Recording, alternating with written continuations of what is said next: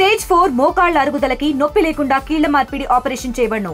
Doctor Ramesh Gajula, endoscopic spine ortho surgeon and pain physician, పెనిషియా spine pain ortho and sleep centre, Uppal, Hyderabad. ఎన్నో ఉన్నత చదువులు చదవాలనే ఆశ ఉంది, కానీ వీరికి సరైన సౌకర్యాలు లేక ఇబ్బందులు పడుతున్నారు. బదిలీలు మన నిజామాబాద్ జిల్లాలోని గ్రేస్ ఆర్గనైజేషన్ ద్వారా ఇక్కడ సుమారు 60 మంది వరకు విద్యార్థులు చదువుతున్న పరిస్థితి నెలకొంది. వారందరూ కూడా బదిలీలు కావడం, వారికి అందరికీ ప్రభుత్వము 10వ తరగతి ఏదైతే ఇక్కడ ఆర్గనైజేషన్ ద్వారా 10వ తరగతి వరకు చదువుతున్నారు, ఓపెన్ ఎస్ఎస్సి ద్వారా వీరందరూ కూడా 10వ తరగతి ఉత్తీర్ణులు అవుతారు. కానీ వీరందరికీ కూడా సరైన సౌకర్యాలు లేక ప్రభుత్వము సరైన సౌకర్యాలు కల్పించాలని చెప్పి ఇక్కడ కోరుతున్న పరిస్థితి అయితే నెలకొంది. 10వ తరగతి పాస్ అయిన వారు సుమారు 70 మంది విద్యార్థులు ఇక్కడ ఉన్నారు. దీనికి అంతటికి సంబంధించి వీరు ఏం చెప్తారో, దీనికి అసలు వాళ్ళు ఎలాంటి సౌకర్యాలు కావాలనే అంశానికి సంబంధించి ఇక్కడ వీరందరూ కూడా వారు బదిలీలు ఉన్నారు. వీరిని అడిగితే వాళ్ళు ఏం చెప్తున్నారు అనేది ముందు మాటల్లో చూద్దాం. మేడం చెప్పండి, వారందరూ ఏం చెప్తున్నారు? నమస్తే. నిజామాబాద్ జిల్లాలో 10 వరకే ఉంది. నిజామాబాద్ జిల్లాలో 10వ తరగతి వరకే ఉంది. కాలేజీ ఇట్లా అంటే కాలేజీకి హైదరాబాద్ వెళ్ళాలంటే పైసలు బోల్డ్ అవుతాయి, మా దగ్గర లేవు. స్టేట్ గవర్నమెంట్ ఇట్లా అంటే స్టేట్ గవర్నమెంట్కి మా రిక్వెస్ట్, కాలేజీ ఒకటి ఇక్కడ పెడితే బదిరులకి బాగుంటుంది. ఇది మా రిక్వెస్ట్. Thank you. అయితే మేడం ప్రధానంగా చెప్పండి, స్కూల్ గ్రేస్ ఆర్గనైజేషన్ నడపబట్టి ఎన్ని సంవత్సరాలు అవుతుంది, దీనికి ఉన్న సమస్యలు కానీ ఇక్కడ మీకు దీనికి అందరికీ సంబంధించి గ్రేస్ ఆర్గనైజేషన్ సంస్థకు సంబంధించి సెక్రటరీ ఉన్నారు సార్, చెప్పండి. ప్రధానంగా ఇక్కడ ఎంతోమంది విద్యార్థులు ఉన్నత చదువులు చదువుకోవాలనే ఆశ ఉంది, కానీ మీరైతే 10వ తరగతి వరకు ఓపెన్లో చదివిస్తున్న పరిస్థితి, దాని తర్వాత వాళ్ళ భవిష్యత్తు ఏంటి, వాళ్ళ పరిస్థితి? మొదటిగా అయితే కనుక ఈ Gracy organisation for developmental services 1993లో ఎస్టాబ్లిష్ అయిందండి. సొసైటీ రిజిస్ట్రేషన్ యాక్ట్ 1350 పర్సనీస్ యాక్ట్ కింద రిజిస్టర్ అయినటువంటి సొసైటీ ఇది ప్రభుత్వ సంస్థ కాదు, స్వచ్ఛంద సేవా సంస్థ. ఇది 97 నుంచి ఈ పాఠశాల స్టార్ట్ చేశారు. ఇది ministry of social justice and empowerment సపోర్ట్తో ఈ యొక్క ప్రాజెక్ట్ రన్ అవుతుంది. It's a simple project. తర్వాత 7th క్లాస్ వరకు రికగ్నైజ్ చేయడం జరిగింది తెలంగాణ గవర్నమెంట్ ద్వారా. అంటే ఫస్ట్ నుంచి 7th క్లాస్ వరకు ఇది రికగ్నైజేషన్ అయింది. 8th, 9th, 10th తెలంగాణలో ఓపెన్ స్కూల్ నుంచే వెళ్ళాలి. వీళ్ళకి వేరే విధానం జనరల్ స్కూల్లో వెళితే అక్కడ వీళ్ళు సైన్ లాంగ్వేజ్ స్పెషలిస్ట్ లేరు కాబట్టి వీళ్ళకి ఆ క్లాసెస్ వీళ్ళకి అర్థం కావు. సో మళ్ళీ 8th, 9th, 10th మళ్ళీ మనం ఇక్కడ స్పెషల్ టీచర్స్ ద్వారా ఓపెన్ స్కూల్ ద్వారా వీళ్ళకి పంపించడం జరుగుతుంది. 10th పాస్ అయిన తర్వాత మటుకు చాలామంది డబ్బుంటేనే వాళ్ళు హైదరాబాద్ లాంటి ప్రాంతాల్లో కానీ, గుంటూరు జిల్లా బాపట్ల, లేకపోతే తిరుపతిలో టీటీడీ వాళ్ళది కూడా ఒక స్కూల్ ఉంది, ఆ కాలేజీ, అక్కడికి వెళ్తారు. లేని వాళ్ళు ఏం చేస్తారంటే ఇక్కడ 10th క్లాస్తో ఆపేయటం, తర్వాత ఏదో ఒక పని చేసుకోవడం, ఆ పని చేసేసుకొని వాళ్ళ బతుకు వెళ్ళబుచ్చుకోవడం జరుగుతుంది. అయితే ప్రభుత్వం అంటూ ప్రత్యేకంగా ఇక్కడ ఒక పాఠశాల అనేది ఎవరికి, ఇది పాఠశాల అంటాను కూడా, కళాశాల అంటే 10th క్లాస్ తర్వాత intermediate, junior inter, senior inter కింద, ఆ తర్వాత డిగ్రీకి కానీ ప్రభుత్వానికి సంబంధించినటువంటి లేవు, ప్రైవేటు ఉన్నాయి.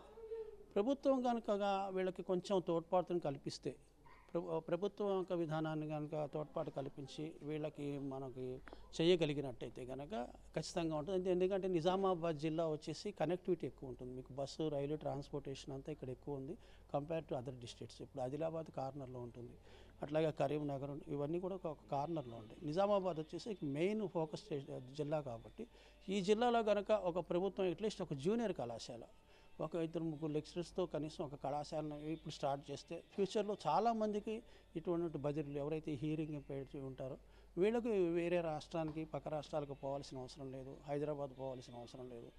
మనకి ఈ ప్రాంతంలో కనుక ఒక కళాశాలను ఏర్పడిస్తే వీళ్ళందరికీ కూడా ఒక దారి చూపించినట్టు అవుతుంది. ఇప్పుడు నార్మల్ చైల్డ్కి ఎన్ని తెలివితే అట్లుంటే వీళ్ళకి అదే ఉంటాయి. ఓన్లీ థింగ్ అంటే సైన్ లాంగ్వేజ్ చెప్పాలి. వీళ్ళకి మాట ఒకటి తెలియదు, చెవులు వినపడవు కాబట్టి సైగల ద్వారానే చెప్పగలుగుతాం. మనం ఇప్పుడు ఏదైనా మీకు ఇప్పటివరకు సైన్లు చెప్పారు, వాళ్ళు చెప్పింది ఏంటంటే ఇక్కడ మాకు 10th క్లాస్ వరకు ఉంటుంది, మేము కాలేజీకి వెళ్ళాలంటే హైదరాబాద్ పోవాలి, చాలా ఖర్చు అవుతుంది, ఆ ఖర్చు మేము పెట్టలేము అనేటువంటి వాళ్ళు సైగల ద్వారా చెప్పారు. అది కేవలం సైన్ లాంగ్వేజ్ తెలిసిన వాళ్ళకి, సైన్ లాంగ్వేజ్ ద్వారా ఉన్న వాళ్ళకి తెలుస్తుంది. ఈవెన్ పేరెంట్స్ కూడా ఒక్కొక్కసారి వాళ్ళ యొక్క సైగలను అర్థం చేసుకోలేకపోవచ్చు. మనం కూడా మాట లేకపోతే ఎలా ఉంటామో వీళ్ళు కూడా అంతే కదా. సో వీళ్ళకు కాలేజ్ అనేది కంపల్సరీగా ఇక్కడ కనుక ప్రభుత్వం ఇచ్చి వీళ్ళ తోడ్పాటుకి వీళ్ళకి అభివృద్ధి కనుక పాటుపడ్డట్టయితే ఇప్పుడు వీళ్ళకి ఒక 3%, 4% రిజర్వేషన్ కూడా ఉంది ప్రభుత్వం ఉద్యోగాల్లో వాటిల్లో. ఇందులో చదువుకున్న పిల్లలకు కూడా ఉద్యోగాలు వచ్చినాయి, కొంతమంది ఉద్యోగాలు చేస్తున్నారు, కొంతమంది డిగ్రీ అయిపోయినాయి, కొంతమంది హైదరాబాద్ హోటల్లో కూడా పనిచేస్తున్నారు. కాకపోతే ఏంటంటే అవి టెంపరీ.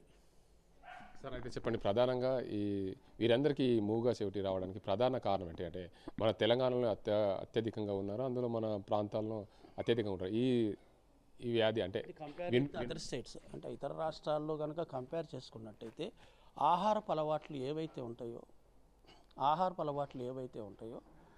ఆహారపు అలవాట్ల ద్వారా ఇవి ఎక్కువగా వస్తాయండి.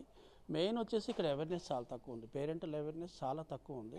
పేరెంటల్ అవేర్నెస్ అంటే ఇవి అలవాట్లు అండి. ఇప్పుడు మనకి తెలంగాణ ప్రాంతంలో కల్చర్ కింద మనకు ఎక్కువగా తాడి అన్నటువంటిది మనం కన్జంప్షన్ ఎక్కువ ఉంది కంపేర్ విత్ అదర్ స్టేట్స్. తాగరని కాదు, కంపేర్ విత్ అదర్ స్టేట్స్. అక్కడ చెట్ల నుంచి తీస్తారు, ఇక్కడ ఒక్కోసారి సింథటిక్ లాంటి ఐటమ్స్తో కూడా మనకు జరుగుతాయి, మ్యానుఫ్యాక్చరింగ్ జరగడానికి ఆస్కారం ఉంది కాబట్టి, డైజోఫామ్ అట్లాంటివి కూడా కలపడానికి ఆస్కారం ఎక్కువగా ఉంది కాబట్టి అటువంటివి కనుక తీసుకున్నట్టయితే ఈ పిల్లల మీద యూట్రస్లో కొంచెం పిండానికి కొంచెం ప్రాబ్లం రావటం, దానివల్లగా రకరకాలైనటువంటి డిజబిలిటీస్ రావడానికి ఆస్కారం ఉంది. రెండోది వచ్చేసి మేనరికం. ఇప్పుడు మా దగ్గర ఉన్నటువంటి 60% చిల్డ్రన్ మేనరికం ద్వారా ఎక్కువగా మనకి మూగా చెవిటి కానివ్వండి, లేకపోతే ఎంఆర్ కానివ్వండి, రకరకాల ఫిజికల్లీ ఛాలెంజ్డ్ కానీ ఇవన్నీ పుడతాయని మనకు తెలుసు. అయితే ఆస్తులు బయటికి పోకూడదు, పిల్లాడు బాగున్నాడు మన చుట్టాలు తెలిసిన అబ్బాయి అని చెప్పి చేయటం వల్ల కూడా ఇటువంటి ప్రపంచాన్ని మళ్ళీ మనమే సృష్టిస్తున్నాం. కాబట్టి ముఖ్యంగా పేరెంటల్ అవేర్నెస్, పేరెంటల్ కనుక తల్లిదండ్రులకు అవగాహన కనుక కల్పించగలిగినట్టయితే ఈ జనరేషన్ని ఇంక మనం ఫ్యూచర్లో కొంచెం తగ్గించగలుగుతాం. అంటే ఆరోగ్యకరమైనటువంటి యువతను మనం దేశానికి అందించగలుగుతాం. పేరెంటల్ అవేర్నెస్ విషయంలో కూడా ప్రభుత్వం ఖచ్చితంగా తీసుకోవాలి. ఇది అవేర్నెస్కి క్రియేట్ చేసామని కాదు, కంపల్సరీ అవేర్నెస్. అది ఎలా ఉండాలంటే ఒక డాక్టర్ గ్రూప్స్ మీటింగ్స్లో కానివ్వండి, ఒక స్కూల్స్లో పిల్లలకి తల్లిదండ్రులు చెప్పడం కానీ, అక్కడ ప్రతి స్కూల్లో అవేర్నెస్, వికలాంగత్వం ఎందుకు వస్తుంది, దేనివల్ల వస్తుంది అనేటువంటి అవేర్నెస్లు ఎంత బాగా చేస్తే అంత ఇటువంటి ఒక పిల్లలు ఒక పుట్టుక తగ్గుతుంది. తద్వారా మనం ఆరోగ్యకరమైనటువంటి ప్రపంచాన్ని ఇవ్వగలుగుతాం. ఎందుకంటే ఈ పిల్లలు పాపం మీరు చూస్తున్నారు, ఈ పిల్లలు ఎవరు కూడా మాట్లాడలేరు, వినపడదు. మరి వీళ్ళకి కూడా పెళ్ళిళ్ళు కావాలంటే చాలా కష్టం, చదువుకోవాలంటే డబ్బు లేదు, ఉద్యోగాల ఇవ్వరు. మరి వీళ్ళ భవిష్యత్తు ఏంటి? 4,000 రూపాయలు పెన్షన్ ఇస్తారు, ఆ పెన్షన్ తీసుకొని కూడా కొంతమంది పిల్లల్ని వదిలేసి వెళ్ళిపోతారు పేరెంట్స్. అలా కాకుండా వీళ్ళకి ఇచ్చేటువంటి పెన్షన్ ఏదైతే ఉందో, 4,000 రూపాయలు 5,000 రూపాయలు ప్రతి నెల పెన్షన్ వస్తుంది కాబట్టి ఈ పెన్షన్ని వాళ్ళ అకౌంట్స్లో డిపాజిట్ చేసేసి ఒక 15-20 సంవత్సరాల తర్వాత వాళ్ళకి కనుక ఒకేసారి లంసంలో కనుక అందించగలిగినట్టయితే ఆ పెన్షన్ని, తద్వారా వాళ్ళు ఏదన్నా ఎంటర్‌ప్రెన్యూర్‌షిప్ డెవలప్మెంట్స్ ఏదైనా వాళ్ళ ఓన్ ఎస్టాబ్లిష్మెంట్ చేసుకొని వాళ్ళకంటూ ఒక ఉపాధి కల్పించగలుగుతారు. ఇప్పుడు ఇస్తున్న 4,000 రూపాయలు కరెక్టే, ప్రతి నెల ఇస్తున్నారు. ఆ ప్రతి నెల ఇవ్వకుండా ఒక 20 సంవత్సరాలకు ఒకేసారి పెద్ద అమౌంట్ వాళ్ళ చేతికి ఇచ్చేస్తే కనుక వాళ్ళ పేరుని డిపాజిట్ చేసి ఎవ్రీ మంత్ వాళ్ళకి కూడా ఆస్కారం ఉంటుంది. ఈ నెల పెన్షన్ ఇవాళ అయిపోతుంది, మళ్ళీ నెక్స్ట్ మంత్ పెన్షన్ నెక్స్ట్ మంత్కి వెళ్ళి 20 సంవత్సరాలకు బయటికి వెళ్ళిన తర్వాత పెన్షన్ 4,000, 5,000 ఉంటుంది. అలా కాకుండా పెద్ద అమౌంట్ ఒకేసారి లంసమ్ అమౌంట్ ఇచ్చేసి వాళ్ళని కనుక ప్రభుత్వం ఆదుకుంటే వాళ్ళకు ఒక జీవనోపాధిని కల్పించాలి. అంటే ప్రధానంగా మీరు చెప్పండి, ఈ పిల్లలందరికీ తర్వాత ఫ్యామిలీ వరకు వెళ్ళిన తర్వాత వీళ్ళకి పుట్టబోయే పిల్లలకు ఏమన్నా ఇదే సమస్య ఏర్పడే అవకాశం ఉంటుంది? అంటే ఇదే సమస్య వస్తుందా రాదా అని ఆలోచిస్తే రావడానికి ఆస్కారం ఉంది, రాదని ఏం కాదు. ఎందుకంటే మళ్ళీ ఇక్కడ కూడా మేనరికాలు చేసుకుంటున్నారు, ఇక్కడ అలవాట్లు అవే ఉంటున్నాయి. మళ్ళీ అలా పుట్టిన వాళ్ళు ఉన్నారు, అలా పుట్టకుండా ఉన్న వాళ్ళు ఉన్నారు. అయితే వీళ్ళు ఎక్కువగా ఏంటంటే మాటలు రాని వాళ్ళనే చేసుకుంటారు, మళ్ళీ మాటలు వచ్చిన వాళ్ళని కూడా వీళ్ళు చేసుకోరు. వీళ్ళలో అది కూడా ఆ సమస్య కూడా ఉంది. మళ్ళీ వీళ్ళు మాటలు వచ్చిన వాళ్ళని చేసుకోవడానికి ఇబ్బందిగా చూస్తారు. మళ్ళీ అందుకని మాటలు రాక వీళ్ళ సైన్ లాంగ్వేజ్లో వీళ్ళ సైకిల్తో మాట్లాడే వాళ్ళని చేసుకోవడానికి ఆస్కారం ఉంది. సో పుట్టిన 50-50 ఉన్నాయి సార్, అటు ఉన్నాయి ఇటు ఉన్నాయి. మొత్తానికి చూసుకోవచ్చు. మేడం చెప్పండి, ఈ స్కూల్లో ఇప్పటివరకు ఎంతమంది చదువుకొని బయటకు వెళ్ళారు, వారి పరిస్థితి ఎలా ఉంది, వారికి ఏమైనా ఉద్యోగాలు వచ్చాయా, ప్రభుత్వం నుండి మీరు ఏం కోరుతున్నారు? అంటే ఈ పిల్లలకి ఇక్కడ మా దగ్గర 10th అయిపోయి ఒక 65 to 70 మెంబర్స్ బయటకు వెళ్ళిపోయారు. అందులో ఒక 26 మంది డిగ్రీ వరకు కంప్లీట్ చేశారు. కాకపోతే పేరెంట్స్ హైదరాబాద్ పంపించి వెళ్ళి చదువుకోవాలంటే 60,000 వరకు ఖర్చు అవుతుంది ఇంటర్మీడియట్కి. అదేమవుతుంది, పేరెంట్కి చాలా బర్డెన్ అయిపోతుంది. వీళ్ళంతా మ్యాక్సిమం డైలీ లేబర్స్, విలేజెస్ అయితే అగ్రికల్చర్ లేబర్స్ ఉంటారు. వాళ్ళంతంత ఖర్చు పెట్టి చదివించాలంటే కష్టం. ఈవెన్ దో వాళ్ళకి ఒక 30,000 మామూలు ఇది వస్తుంది కదా, పెన్షన్ వస్తుంది. స్కాలర్షిప్ 30,000 వచ్చినా కూడా అది కట్టినా కూడా ఇంకా పేరెంట్స్ కట్టాల్సి వస్తుంది. అది కాక మళ్ళీ సంవత్సరానికి వెళ్ళి రావాలంటే 12,000 నుంచి 15,000 అవుతాయి. ఇవన్నీ పేరెంట్స్కి బర్డెన్ అయిపోతున్నాయి. 1000 వచ్చినా కానీ మిగతా 30,000 పేరెంట్స్ కట్టాల్సి వస్తుంది. మళ్ళీ ఛార్జెస్ అని హైదరాబాద్ దాకా వెళ్ళి రావడానికి సంవత్సరంలో 12,000 నుంచి 15,000 దాకా అవుతుంది. ఇది చాలా బర్డెన్ అవుతుంది. సో మనకి ఇక్కడ ఒక గవర్నమెంట్ కాలేజ్ ఎస్టాబ్లిష్ చేస్తే ఆదిలాబాదు, నిర్మలు, మన జగిత్యాల, కామారెడ్డి 5-6 జిల్లాల పిల్లలకు ఇక్కడ ఒక కాలేజీ ఏర్పాటు చేస్తే అంత బర్డెన్ పడదు పిల్లల మీద. సో మా రిక్వెస్ట్ ఏంటంటే ఒక కాలేజీ ఒకటి ఏర్పాటు చేస్తే ఇక్కడ బాగుంటుంది పిల్లలకి అనేది మా ఉద్దేశం.